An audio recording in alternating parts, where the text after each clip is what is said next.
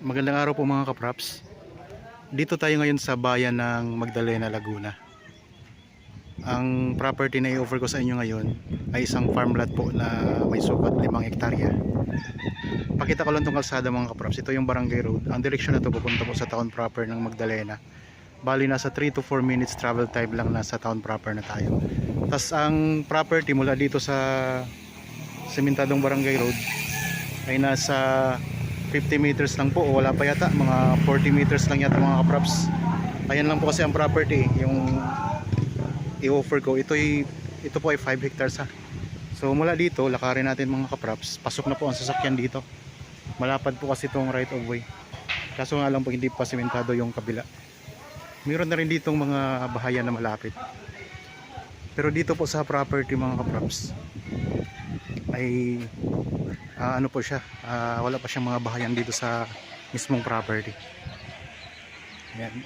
Nasa 4 meters po ang lapad mga kapraps nito, kaya kasyang-kasyang yung sasakyan.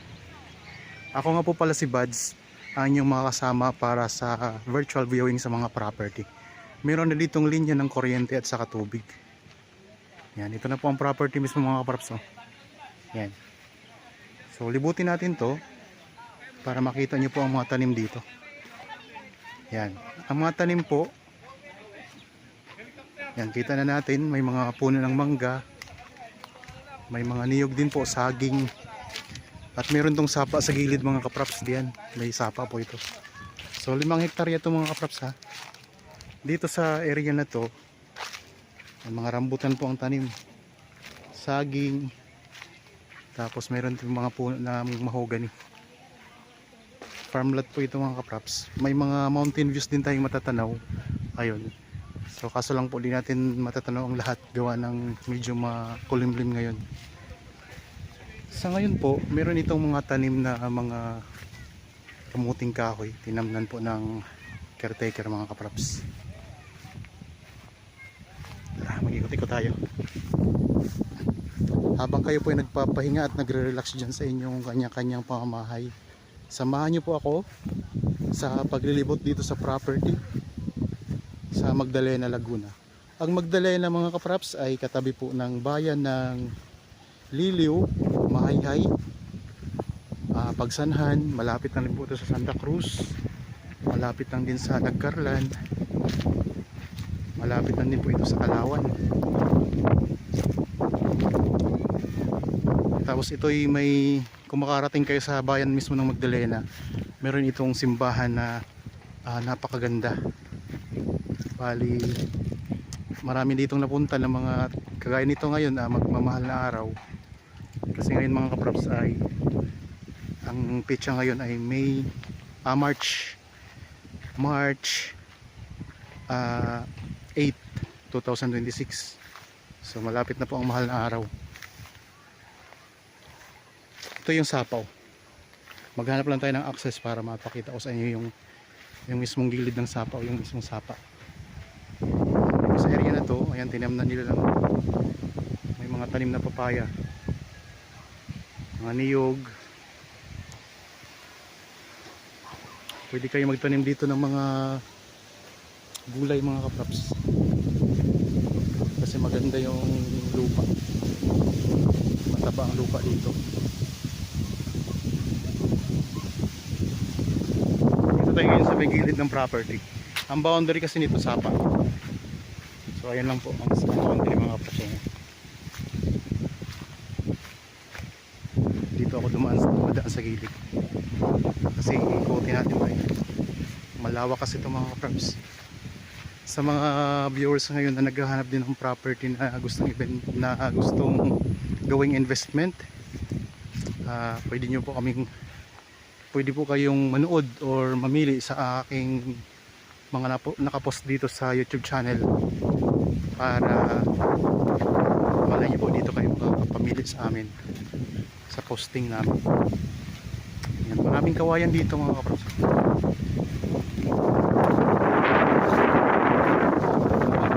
Dito sa gilid, pa-stop po siya. Yan, pa-stop. Papunta yan sa sapa. Ayun mga kaprap, sapa na to. Yan yung pinaka boundary nitong property. Maraming kawayan. Ang daming kawayan mga kapraps. Medyo mahangin ngayon. Limlim ang lakad.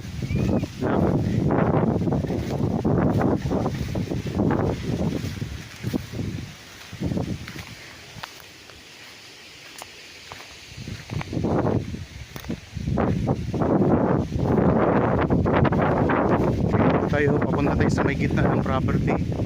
Meron din pala ditong mga tanim na puno ng saging. Kasi yan, ang daming tanim nila na kamuting kahoy. Sa lupa mga kapraps, kapag masipag ka lang talaga, ay may pera talaga mga kapraps, kagaya nito. So, tinamnan nila ng kamuting kahoy yan. Kaya sigurado nang may income.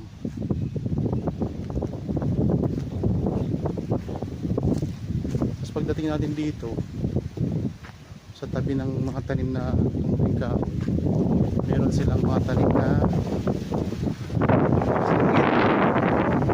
papaya naman.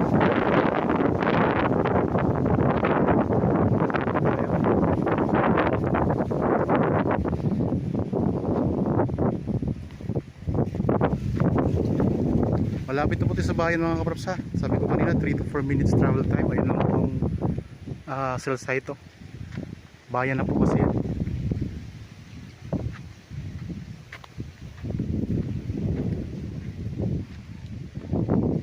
Patag ng lupa. Ikot ko lang ang camera.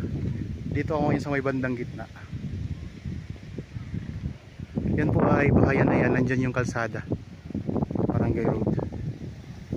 Tapos may malapit din tayo dito na cell site. Makulimlim dun banda mga kapraps. Yung mga tanim na saging. Farm lot po ito ha, na ang sukat ay 5 hectares. Mayroong papaya farm.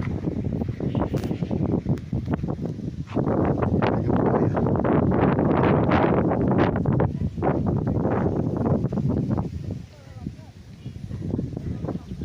Ang sipag na caretaker dito mga kapraps.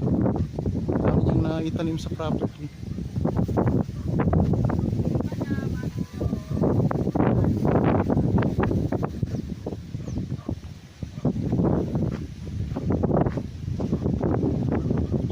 Samahan lang po ako ninyo sa pag-iikot sa property.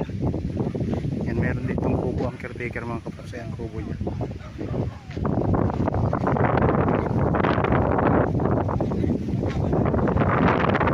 Ito, ano, kuya, diretso ba yan doon sa dulo? Daming sili ah. Sayang yung sili, di nyo inaani kuya. Di nyo inaani. Ayun, dami ng hinog oh. So dito may papayahan. Papayahan tayo dito mga kapraps. Dito mga silihan. Sa mga nagtitinda dyan ng ano, sa mga nagtitinda dyan ng mga lomi, pansit, ayun, ang daming sili. Pwede kayo mamakyaw dito ng sili.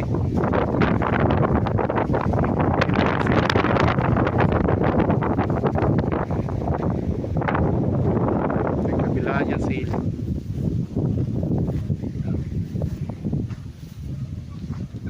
Punta tayo doon sa dulo, sa boundary.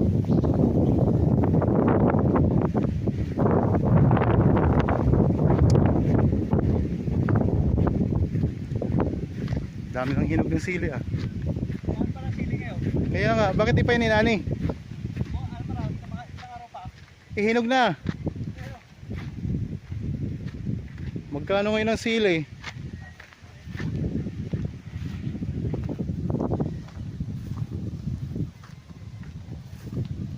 Kapag nabili to, sa kanila na rin yung sili. Kayo na mag-aani niyan. Kapag nabili nyo po ng ano, ng may mga sili pa. Yan, daming kawayan sa palibot to. Ikot na natin ang camera mga kapraps ha. Kung gusto nyo pong makita sa property, ayun lang po ang mga contact details natin.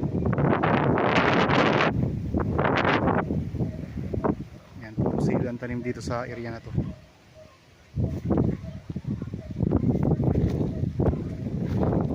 Diyan tayo. Ay sa likod ng bahagi ng property. Kuya, meron diyang ano, mapupuntahan natin yung ilog, yung sapa.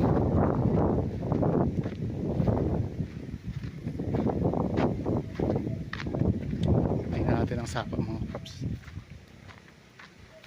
Para napapalibutan siya ng sapa, no? Papupunta siya tubig. Oo. Doon, malaki. Malaki sama doon. Ang mga kaps napapalibutan ng sapa. Pag ano, no? Wala doon sa pinanggalingan natin kanina doon, no? Wala doon, palibot dito, may sapa. Dito may mga kawayanan. Yan, patay sapa mga kapraps. Kaya wala kayong problema dito sa tubig. Kailangan lang ninyo ng water pump mga kapraps para umakyat yung tubig.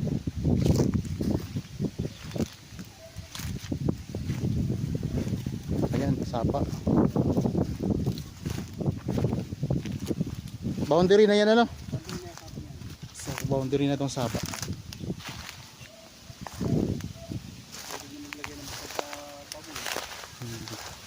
Dito sa ako ng water pump, mga water pump yung Pangdilig ano, pwede na dito kumuha. Kailangan lang bumili tayo ng water pump. Yan. So itong ano, ito yung boundary na sapa, tas iba na yan, ibang property na yan. Subdivision na yan. Yung subdivision na pala yung kabilang mga props, itong kabilang property. Pagkatawid ng sapa, subdivision na yan. Yan, may mga kawayan pa ko dito sa loob ng property. Okay, balik tayo sa taas. tingnan sa malaking tapa. Punta tayo sa malaking sapa.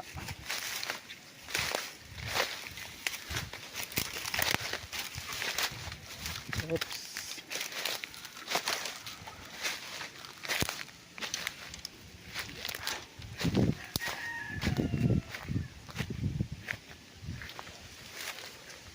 Puro sili talaga na. Ilang hektarya kaya itong sili na to?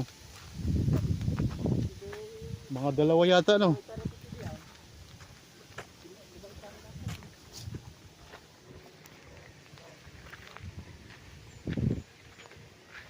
Malawak na silihan.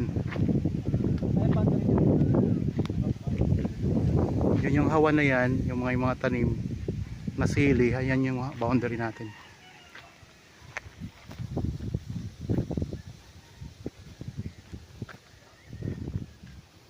Malawak na silihan.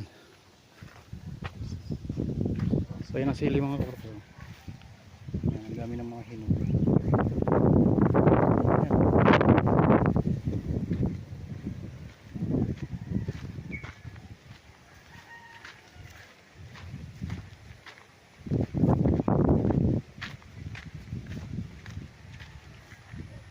Yung mga rambutanan hindi na yung kasama. Okay. Meron kasi rambutanan dito pero hindi na kasama sa property.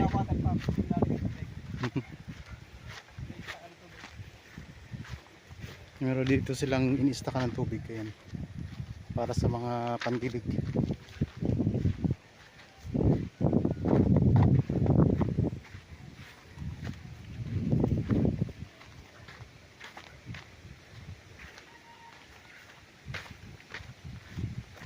Dito sa likod pala hindi na siya ano, wala na siyang sapa dito sa likod. Yan na yung boundary, yung may bakod na yan.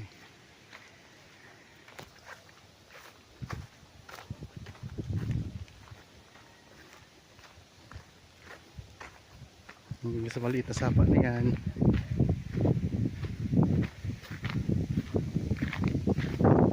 Dito tayo ngayon pa ng mga kaprops sa pinakalikod na part ng property. Dito tayo sa ibang bahagi.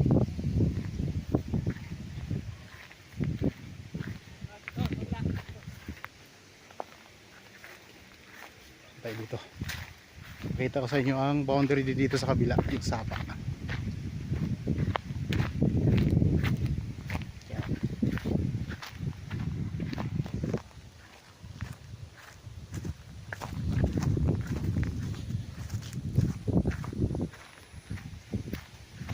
Progress na rin oh.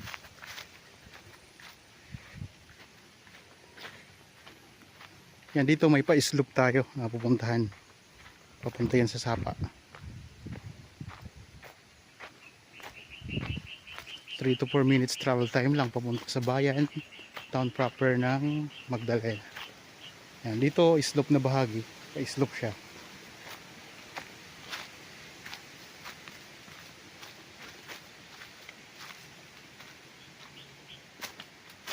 Dito tayo sa may gilid, sa may left side, sa gilid ng property.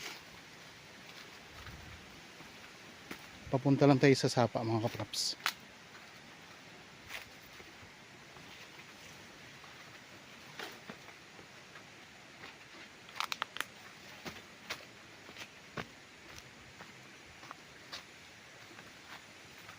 Dinig din natin ang lagaslas ng tubig. Ayan, Sapa na pala. Yan, mula dito yung boundary na ha. Sa boundary na tayo mga kapraps na Sapa. Ayan o.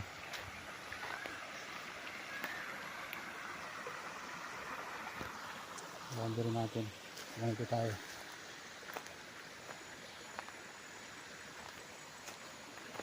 Mas malaking Sapa to kaysa kabila no. Ayan. Pwedeng maligo dyan. Sa babae. Okay. Hindi nila sa bundok din, kaya lumabo. Naulan kasi sa bundok kaya malabo yung tubig. Yan.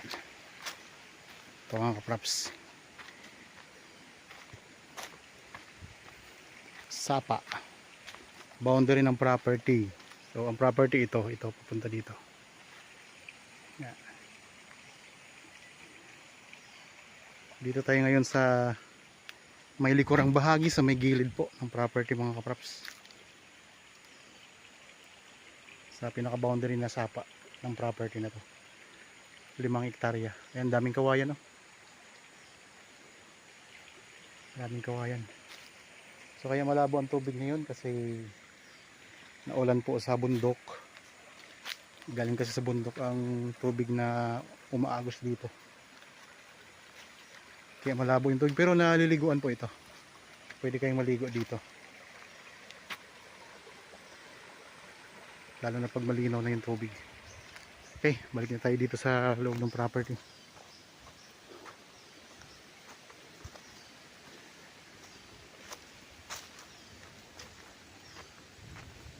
Pagbalik natin, yan, paakyat ng konti.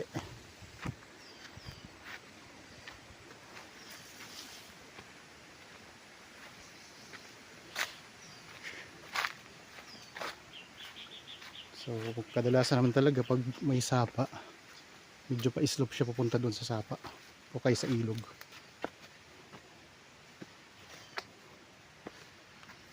Sa mga nanonood ngayon na di pa subscriber ng aking channel, sa mga kikisuyo naman po, pa-subscribe para lagi kayong ma-update sa mga property na ino-offer namin, yung mga bagong upload.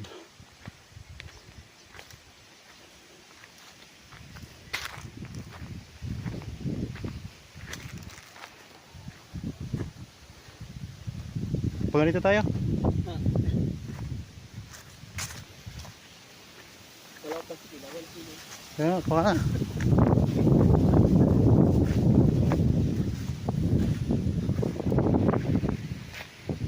Okay, dito tayo sa silihan.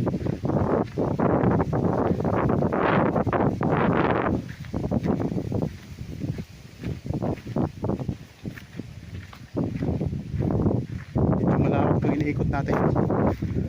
Napagod ako ah. 5 hektarya ba naman?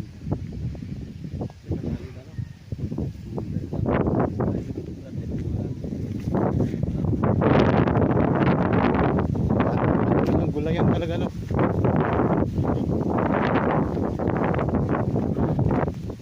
Yan, pwedeng i-subdivide Oo, diba? kasi pasok naman po sa property yung sasakyan.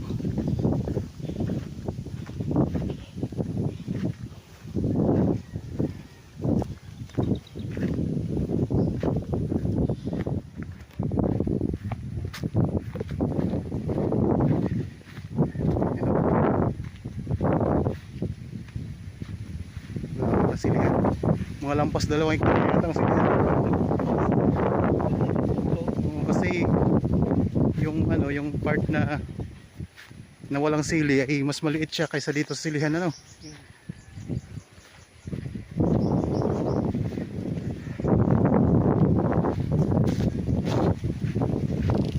Yan na uli ang kubo ng caretaker mo, Paps.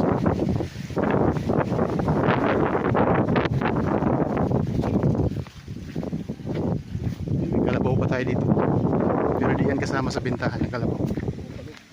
Bupalo yan? Ah, bupalo pala yan. Bupalo, hindi naman tamaraw, ano.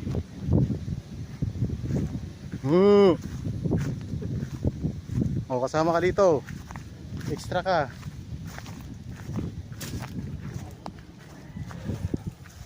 Yan, dito na tayo ulit sa kubo ng caretaker, mga Paps.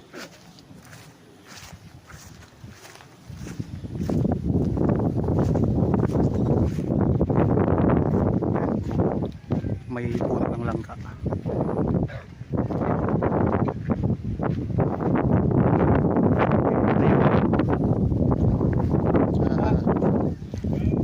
Taniman ng mga papaya. Okay. Ay, mga kapraps, pakita ko na sa inyo yung property. Napakita ko na yung boundary, nasapa, silihan, mga papaya. Okay, sana nagustuhan nyo po itong property na ino-offer ko. Para po sa mga bago pa lang sa aking channel at napadaan lang po dito sa aking channel, huwag nyo pong kalimutang mag-subscribe at pindutin na rin po ang notification bell para maging updated kayo sa mga bagong property na i-offer namin. Salamat po, lagi tayong mag-iingat at God bless po sa ating lahat, mga kaprops.